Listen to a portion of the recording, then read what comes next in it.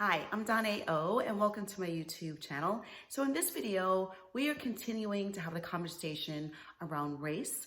I am partnered with Denise Cooper, who is an executive trainer, coach, speaker, and author of remarkable leadership lessons.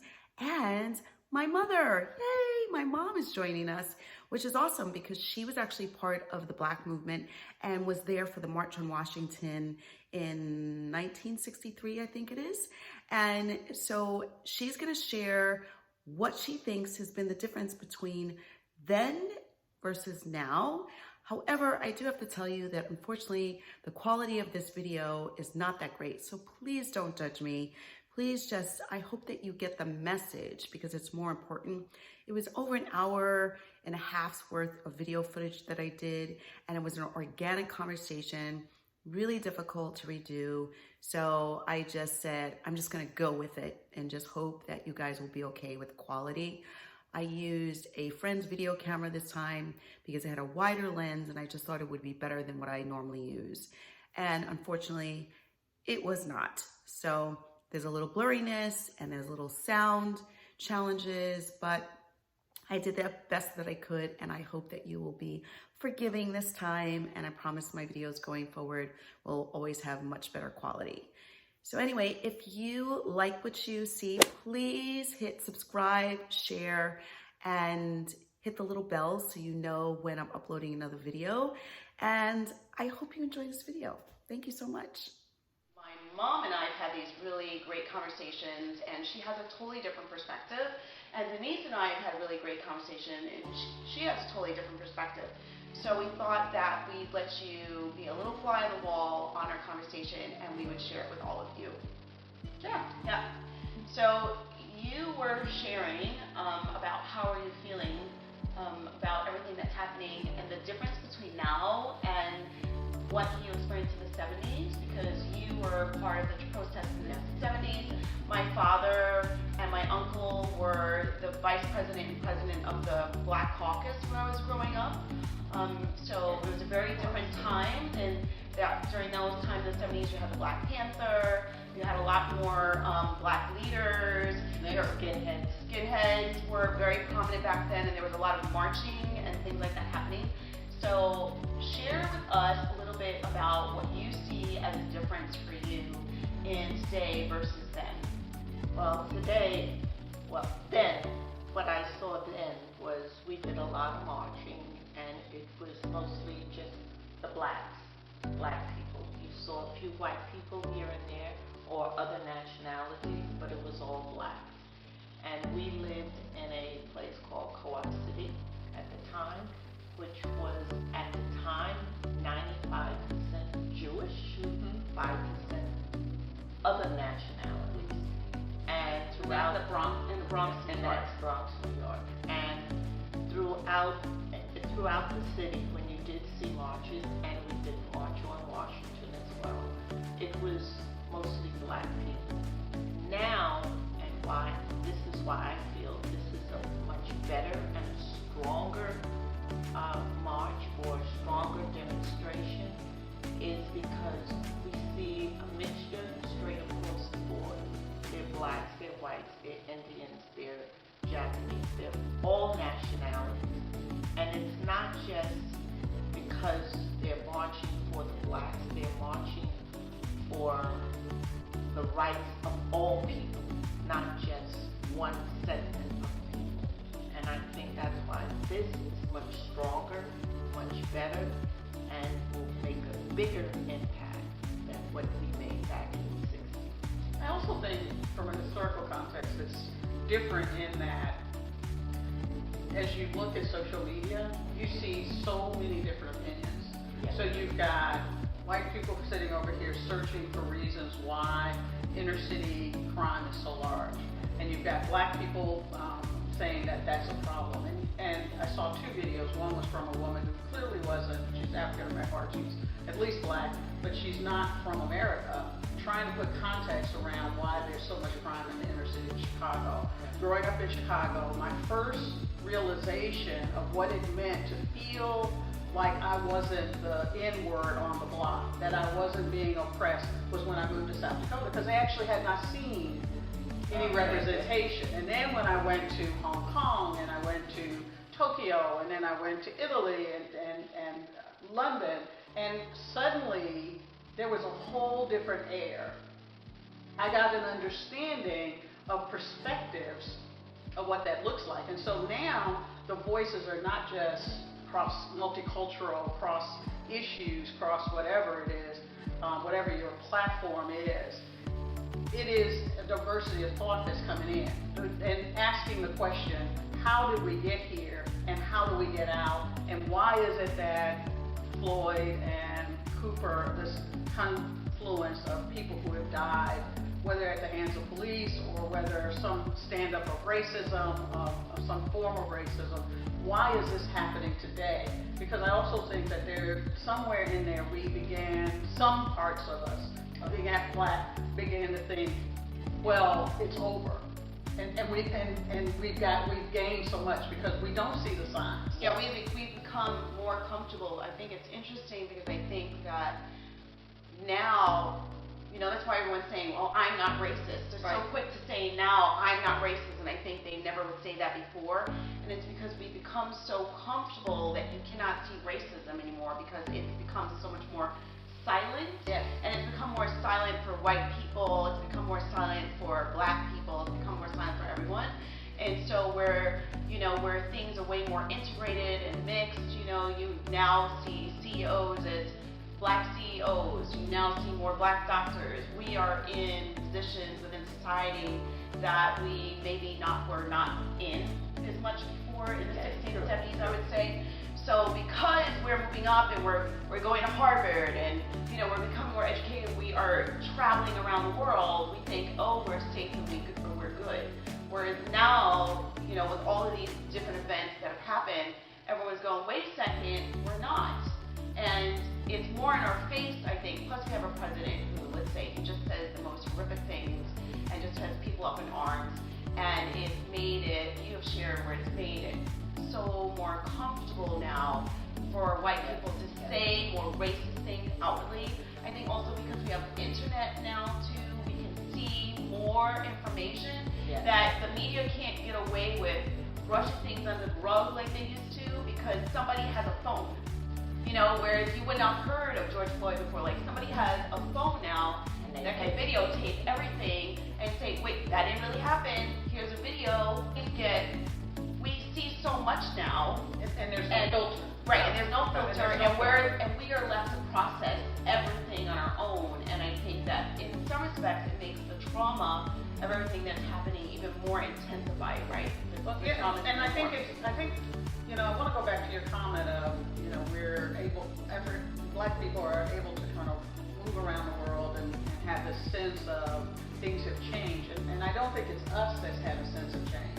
But I do think that who thinks there is a sense of change is white people, because we don't have signs up that say colored only, white only. Right. So they think. So because we don't have these signs, because we have these diversity policies, because we have a few Blacks who have quote unquote made it, it looks like we have made progress. And through the early part of the movement, as we moved through it, they didn't really have ownership of diversity. Right. Diversity was just we show up. And so then we morphed into inclusion. Well, inclusion, is you're now at the party and you get to dance. But belonging is understanding that not only do I have an expectation of I know how to dance, but that I'm welcome when I get there. And we still have not, we've learned to code switch, which means basically I know how to make white people very comfortable with me. And it's a conscious decision, and then I get with my Black friends. That's what I think one of the main things is that we as Black people, we get into a white environment, like you say, and you find a way to act so that you're acceptable. Wherein back in Basically, we're making other people feel comfortable too, right? I had a girl, a little different, but I had a girl live in my neighborhood. She's not from this country. She came over to you a question, and I don't want to offend you. Mm-hmm. Okay. How did I feel about the demonstration? Yeah. And have I ever been racially profiled? Mm-hmm. And I told her I think all blacks in some way have been racially profiled. But my biggest problem is because my husband is very fair, Mm-hmm. and when he was younger had curly hair. And my youngest daughter is very fair. They would always say, "You're not black." Mm-hmm. Back in that. Yeah. Oh, I got that all the time growing up, saying that you must not really be black. It was called white girl and all these things. Yes, because we so weren't uncomfortable. Yeah. we weren't black. It was different with me because I guess that my skin was darker. So he looked as though he married on the other side. Right. And I said no. Even when we left the country, when we went to other places, when we went to Hawaii, it was everything. Where were we really from? You weren't. Yeah, you're from the United States, but you're not American. Right. Okay. Wherein now, I think what has happened with a lot of the young, my time, okay, if you saw a mixed couple, you turned around and you looked. Yeah. Now you don't even look anymore. You're paying no mind because it's normal. And I think what has happened because of that, and because of people becoming very friendly, one of my very, very best girlfriends was Jewish. And people have learned to interact with the blacks. Mm-hmm. And their children have realized that we don't grow tails Mm-hmm. at midnight. Oh, can I just tell that story? Mhm. I need to stop and tell that story because this was really. I've always said that I really haven't experienced racism really in my life, and now this entire thing has made me really come to realize how much I really actually have. And the story she's sharing is when I was little, I was in elementary school. My parents owned a record shop, and next door to them was another family. I think they were Russian or something, right? They have blonde shoes. I know. They were white, okay. And I used to play out in front of the record shop with their daughter, who was also white. And the girl comes to me one day and says, "Do you grow a tail at night?" And I said, "What?" She goes, "Do you grow a tail at night?" My mommy says that black people grow tails at night like monkeys. My mommy also said that all black people have an outie belly button. Now, elementary school where I went to school was up till 4th grade. So, think about how young. This is like kindergarten, 1st grade that this girl saying this to You me. were there was only 2 black kids in her class when you Yeah, first because started. the neighborhood was 95% Jewish. I didn't even know what to do with that. I was like, huh? I was like, why would her mother tell her that? That's ridiculous. And I was like, no. So I came into the store to my parents, and they were on the ceiling, of course, were mortified this happened. And I don't even think I ever played with that little girl ever again, did I? No, I don't think you did. White people finally realized, that thought the way this lady Yeah. did, that we don't grow tails. Right. But Where did that story even come from? but What's what- the history?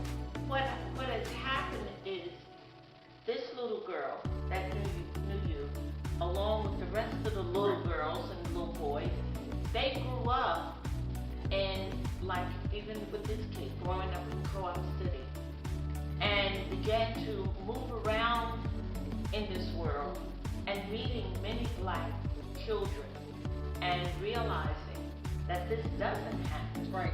And realizing that when you cut them, the blood is the same color. Exactly. And if they're with them in college, they get up in the morning, brush their teeth and comb their hair and wash and clean the same way you do.